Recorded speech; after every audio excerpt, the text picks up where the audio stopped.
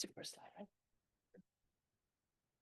So next speaker is Daniel Apai from University of Arizona on the future exploration of key planetary processes and trends in the sub-Neptune population. Thank you, Elisa. Good morning. Can you all hear me? Great.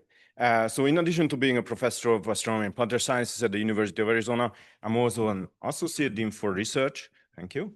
For the College of Science, and that means that part of my job is to help 2,000 scientists chart research strategy, build research strategy, considering scientific advances, technological progress, funding opportunities, geopolitics, philanthropy, and federal needs.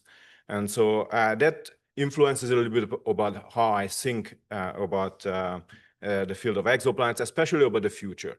So what you will see in this talk is that I will be talking about sub-Neptunes, but I will start with the big picture, then zoom into sub-Neptunes, and then look forward. Okay, let me start with really at the basics, right? What is exoplanet discovery, data, and information? And some points have been made, but I think there will be some hopefully unique perspectives that you have seen here.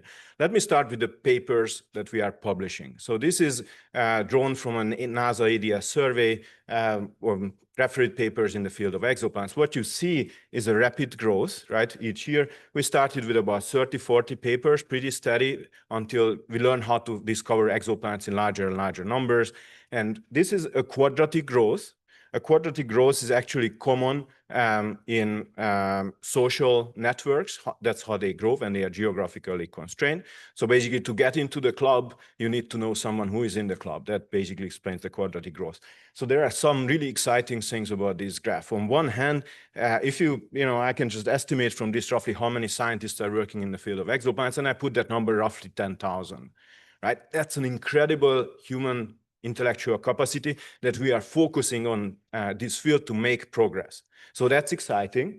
It's a bit scary that every 2.5 hours we publish another refereed paper on exoplanets. I hope you are reading them all. It used to be possible when I started. It's no longer possible. So that's a challenge, right?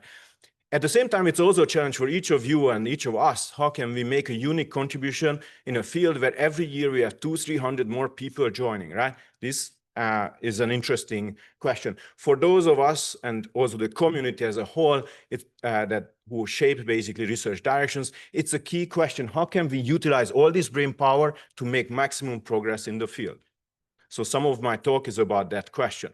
Let me bring in another data set. And then you have seen some versions of this exoplanet discoveries, including candidates over time. So first we just figured out how to find planets. And of course, we have seen this many times. We basically learned how to parallelize discovery, and that enabled us to find more and more planets. But what's really amazing is what's coming, right? You could say we live in a golden age of exoplanet discovery, but do we? If you look at what's coming, within our lifetime, we will be seeing well over 100,000, and those are the conservative numbers. We may reach 500,000 exoplanet candidates, right?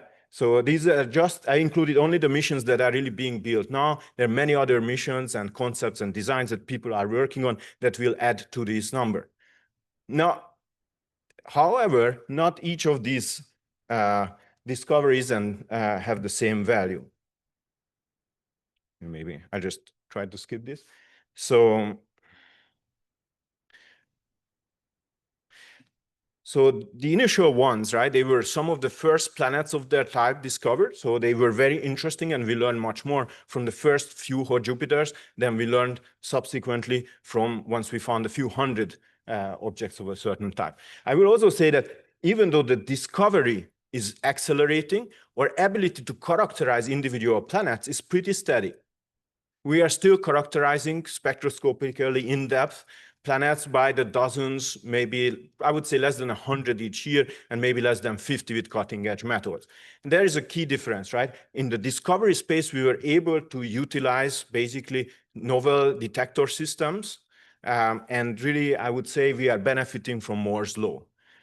Our discovery is not just due to building, and in fact, it's not because we build bigger telescopes or that we became much smarter. It's because we are benefiting from Moore's law. Moore's law enables us to build larger detectors, have more pixels, use those pixels to simultaneously survey a much larger number of stars than we could do in the past. In other words, using Moore's law, we parallelized searches. That's true for transits. It's also true for microlensing. It's also true for astrometry to a great extent. At the same time, on the side of characterization, we are photon limited. We are limited by access to big glass to collecting photons, and that hasn't been growing as much as we have seen here. So this is, I think, important to consider when you think about the future of the field. I could talk about AI and how it will change the field, but I will not do that now. Instead, I will want to make this point. I think that's very important. We heard a lot about data.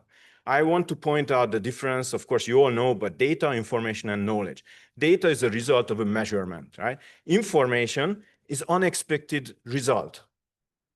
And knowledge is basically our ability to predict what new measurements will bring. Okay, these are different, and it's important to understand their value.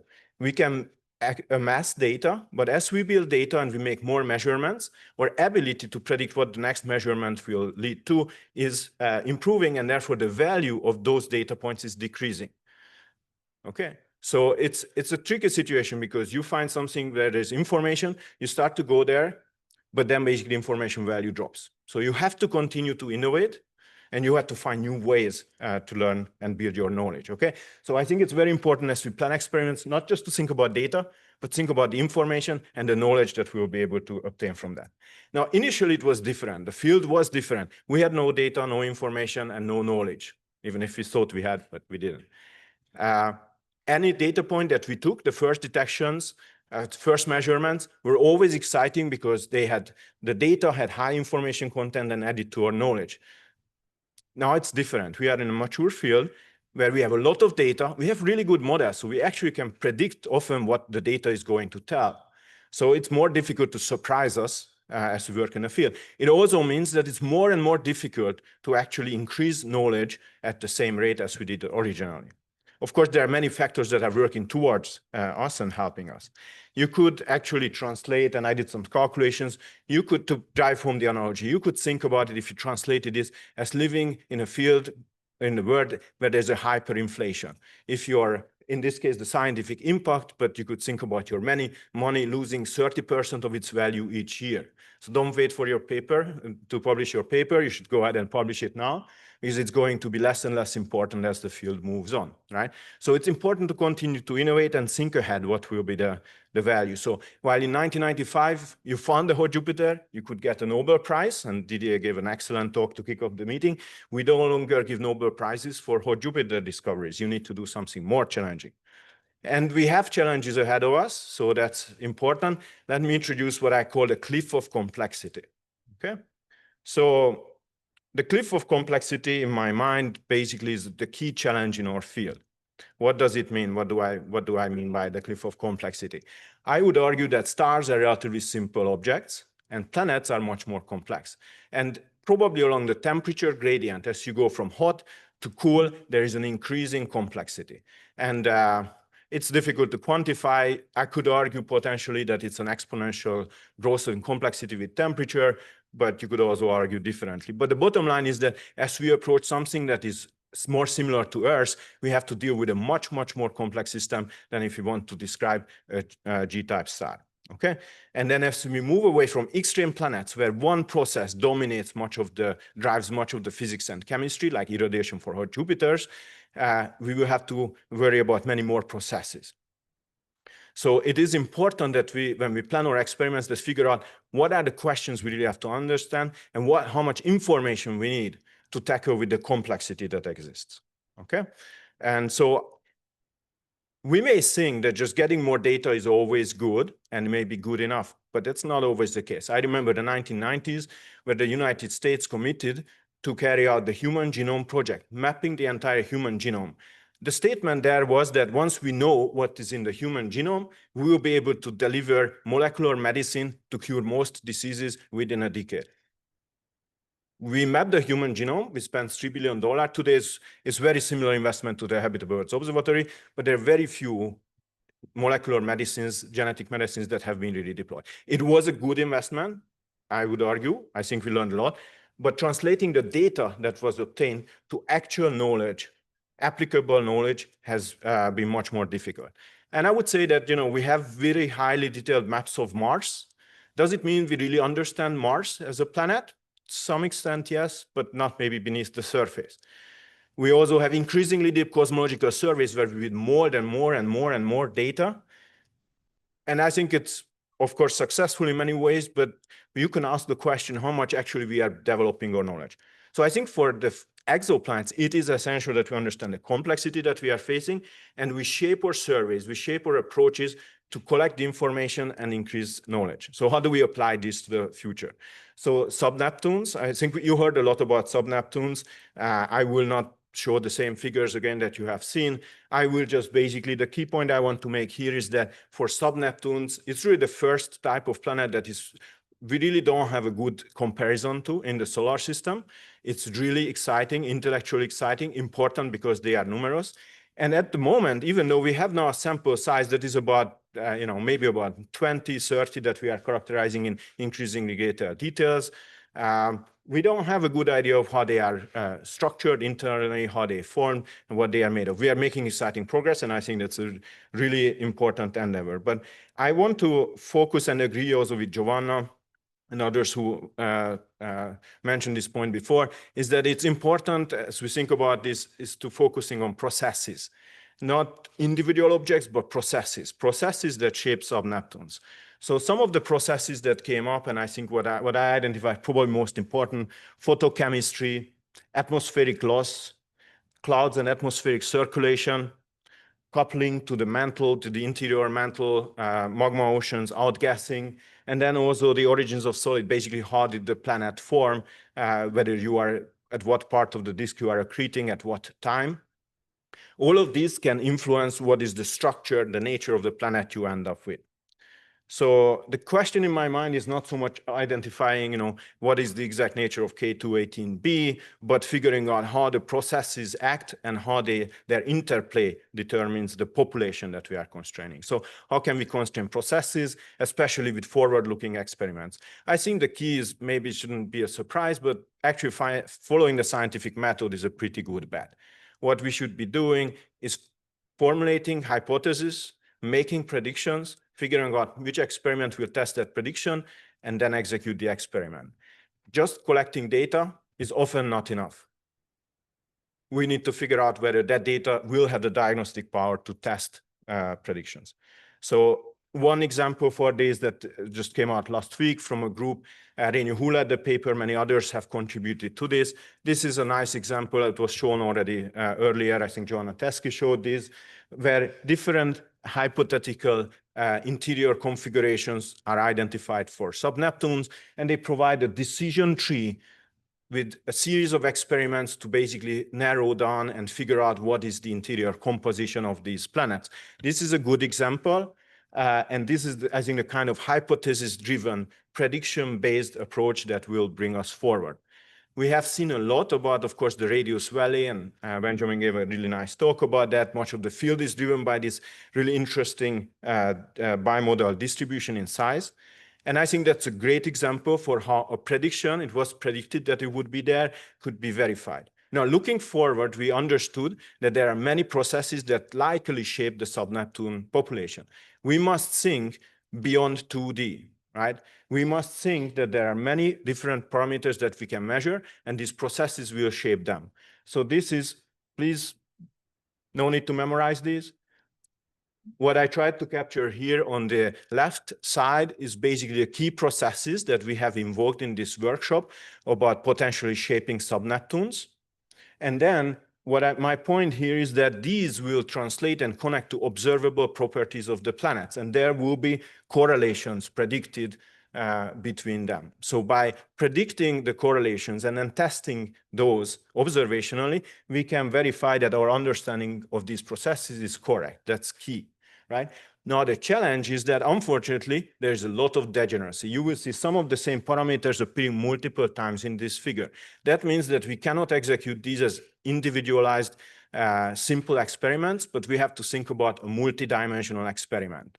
Now, this is, on one hand, it's pretty cool. I think I love complexity, and it's fun to learn about these things. But it does mean that our experiments have to be well designed, that in a multidimensional space, we can find at least the key drivers. Maybe we'll get lucky, and it's really just 2 or 3 processes that are really important. and we can get away with a simpler experiment, but maybe some of these dependencies will be more complex. So I realized going back 7 years that this is a major challenge for the field, that as we design experiments, we focus on capability-driven definitions, a sample size of 10 or 20, and then hoping that then the data we translate will actually solve science questions, but often that part remains difficult. So with funding from the NASA astrobiology program, we have developed a powerful framework called BioVerse that allows one to test hypothesis diagnostic power of future experiments by creating synthetic, in this case, synthetic plant population. You can inject a trend, simulate a survey, whether it's transit direct imaging, interferometry, microlensing, and ask the question, will my experiment actually test the hypothesis that I set out to do? So I will not go into too much details here. I just wanted to recognize Alex Bixel, Kevin Hardegre-Ullman, and Martin Schlecker, who have worked in my group, and we published 5 papers. Other papers are in the queue, and applying this framework mostly for habitable planets. And so these led to some very non-trivial results that I believe have already impacted projects with budgets well over tens of millions of dollars.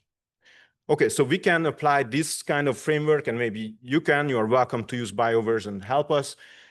We can use this kind of mindset, I think, shifting from data to information, to hypothesis testing, to shape the surveys and missions that are coming up. So we have exciting missions coming up. This is a rough timeline of some missions and surveys. There are many others. Sorry if I missed your favorite ones. What I think, and many of these will be covered in subsequent talks. So I will just highlight maybe 2 in context that are not covered, I think. And then I will, just for the sake of time, move towards the conclusions. So one mission I'm really excited about is Pandora.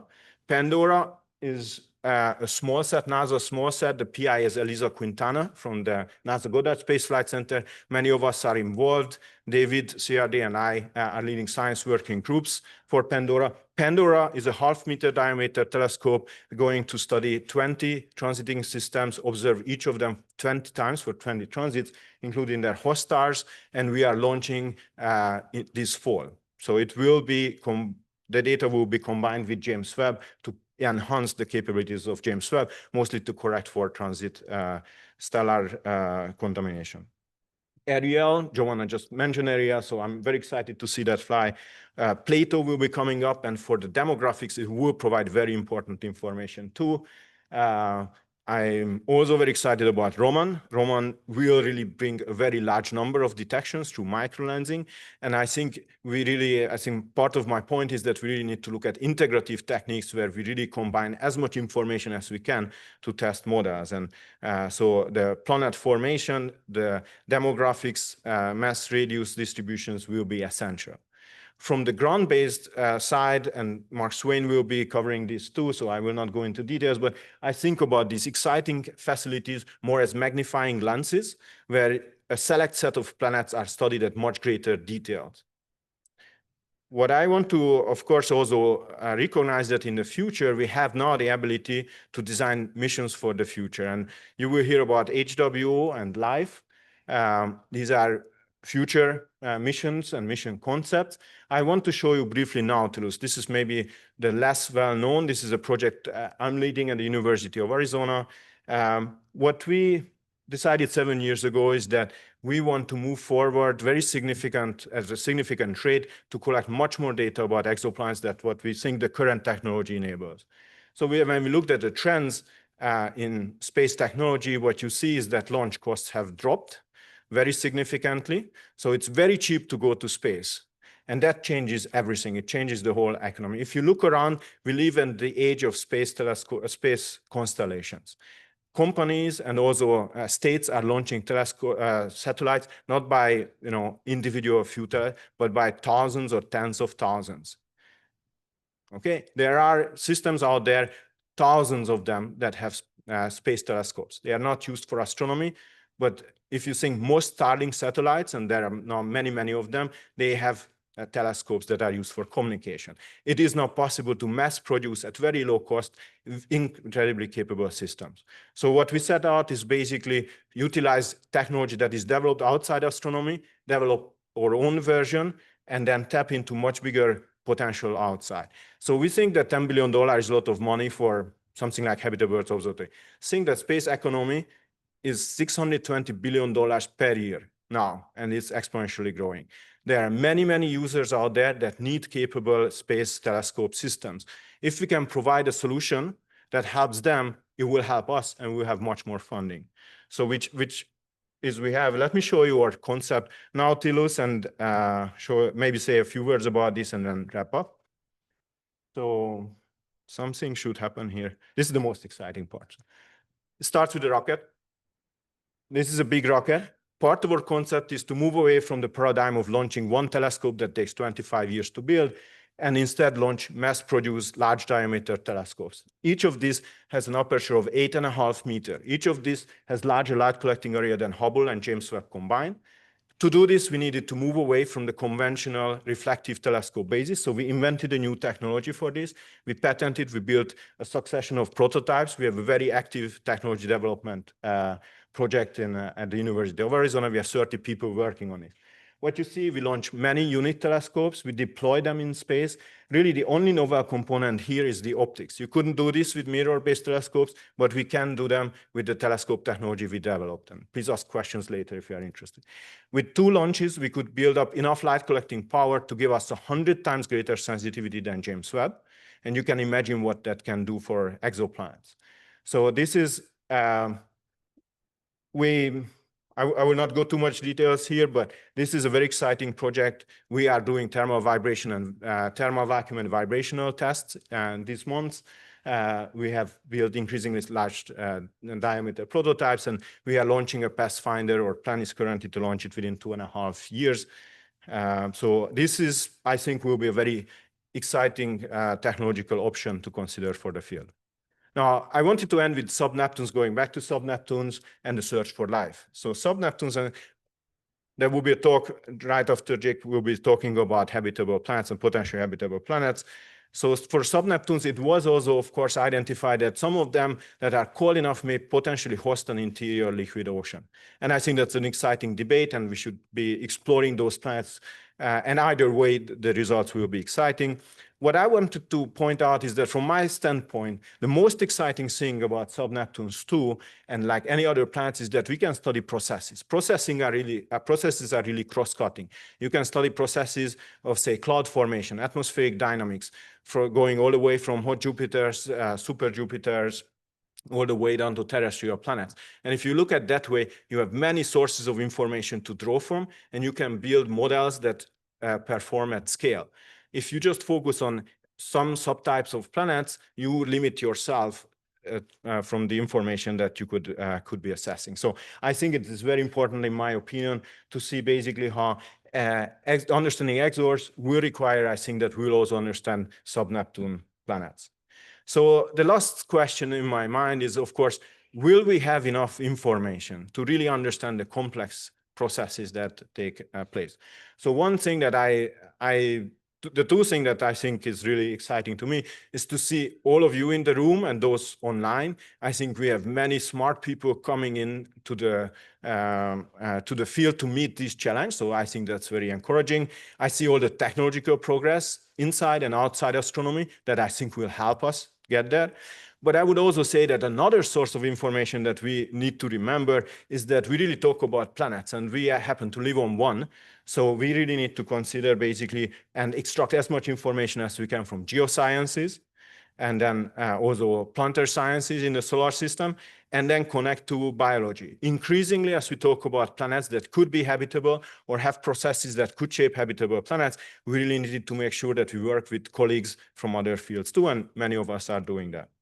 So with that, I'm coming to my conclusions. I think it's important that we think in terms of being successful in the field, moving the field in the right direction, of distinguishing data, which is of diminishing value as you study, to information and knowledge. We need to maximize information to maximize knowledge gain.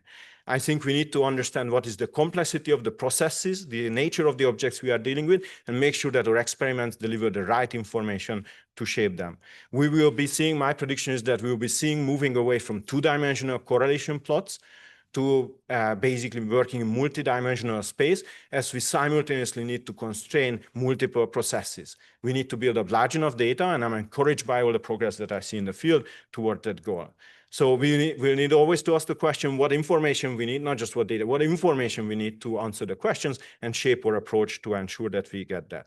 So I think we have, with all of you in the room and on Zoom, we have an incredible opportunity to work on this really exciting problem. So I'm really happy to see the progress. And I will stop here. Thank you for your attention, and happy to take questions.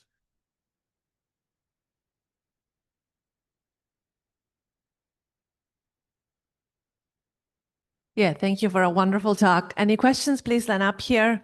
Oh, let me pass you the mic. Yes, thank you. Thinking in 3D, where will this, I guess this is an array in space of these 16 disks launched into from a shuttle. Now, where would that be deployed? Is that going to be at L2 or L4 or L5? Where would that be deployed? Yeah, thank you for the question. So that relates to Nautilus, the mission concept I mentioned. In that realization, we are launching with one Starship. We are launching, we estimate, depending on the final configuration of the undeployed compact launch configuration, up to 15 units that could be deployed, each of which could be up to 8.5 meters, depending on the final payload fairing configuration that will be available. We are looking at 2 launches to build up an equivalent of 50-meter telescope in light collecting power. It would not, to clarify, we would love to do an interferometer. Maybe one day we will do an interferometer, but this is basically an incoherent array. So we are looking at basically boosting the sensitivity while keeping costs and risks and schedule low. So it's basically yes. So the easiest would be L2. That's a bit more expensive, but we have also identified a test-like orbit that is a highly eccentric orbit that would also work for our key science case. Yeah. Thanks. We have a question in the room. Hi. So on the bioverse front, given sort of upcoming Rocky World's DDT and this sort of question about the cosmic shoreline, have people used bioverse to probe to what extent 500 James Webb hours can do to sort of understand the cosmic shoreline and whether or not rocky planets have atmospheres? Is that something in the pipeline? So we have done basically with bioverse now 7 projects. These included looking at the oxygenation timeline, lifetime oxygenation time for broadly Earth-like planets. It included also looking at the existence, testing different ways, the habitable zone. We have looked at the existence of magma oceans, and at the inner edge of the habitable zone, you would see a radius discontinuity, and you would be then basically seeing potentially with Plato signature of a jump in radius in the inner edge. The cosmic shoreline we haven't specifically explored, so I'm happy to discuss that idea further. These are kind of well-defined hypotheses that are well suited for an experiment, and we can help figure out how that experiment should be executed. Thanks. Thanks. Yeah, we're out of time now. There are a few questions in Slack if you can look at them later. Thank you. Thank you. Let's thank the speaker again.